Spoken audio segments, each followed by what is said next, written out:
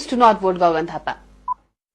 गगन थापा जहिले पनि बोलिरहन्छन्, सडकमा जनताको साथमा, सदनमा जनताको लागि। यदि यहाँहरू जनताको आवाज नसुनियोस् भन्ने चाहनुहुन्छ भने यसपालि हुन गइरहेको इलेक्सनमा तपाईहरूले गगन थापालाई भोट गर्नु हुँदैन। गगन थापाले सिस्टमलाई राम्रोसँग बुझेका छन्। उनी इन्फर्मड डिसिजन लिन्छन्। उनी कुनै ठाउँमा पुग्नको लागि मात्रै पुगेका हुँदैनन्। उनी त्यहाँबाट रिजल्ट निकाल्न चाहन्छन् र रिजल्ट निकालेर देखाइसकेका छन्।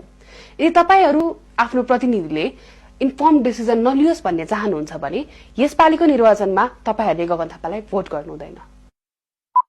गगन थापा 9 महिना स्वास्थ्य मन्त्री भए। 9 महिनाकै अवधिमा उनले सीन भिजिबल रिजल्ट देखाए। उनी टेस्टेड र प्रुभन लिडर हुन्। यदि तपाईहरू चाहनुहुन्न कुनै टेस्टेड एन्ड प्रुभन लिडर फेरि पनि लिडरशिप पोजिसनमा पुगोस् भने तपाईहरूले गगन थापालाई भोट गर्नु हुँदैन। Gagan Thapa has a team and Gagan Thapa has vision. उनी त्यो भिजनसम्म पुग्नको लागि आफ्नो एक्सपर्टको टिम लिएर काम गरिरहेका छन्। यदि तपाईहरूलाई आफ्नो नेता कुनै भिजन नभएको, टिम नभएको, मनगढन्ते कुरा गरेर मनगढन्ते काम गर्ने खालको लिडर चाहिन्छ भने यसपालिको इलेक्सनमा तपाईहरूले गगन थापालाई भोट गर्नु हुँदैन। गगन थापा अहिलेसम्म लडेर यो ठाउँसम्म आइपुगेका मान्छे हुन्। उनी चाहन्थे भने सहज रूपमा अबको 10 वर्षपछि सत्ता सम्हाल्ने स्थानमा पुग्न सक्थे।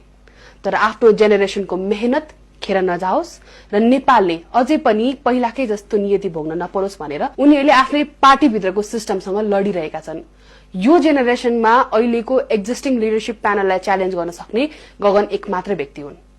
र यदि तपाईहरू चाहनुहुन्छ कि यो एउटा जेनेरेसनको पुरै मेहनत खेर जाओस्, अझै पनि बुढा नेताहरूले उही पुरानै पारामा सत्ता सञ्चालन गरिरहन् भने तपाईहरूले गगन थापालाई भोट गर्नु हुँदैन।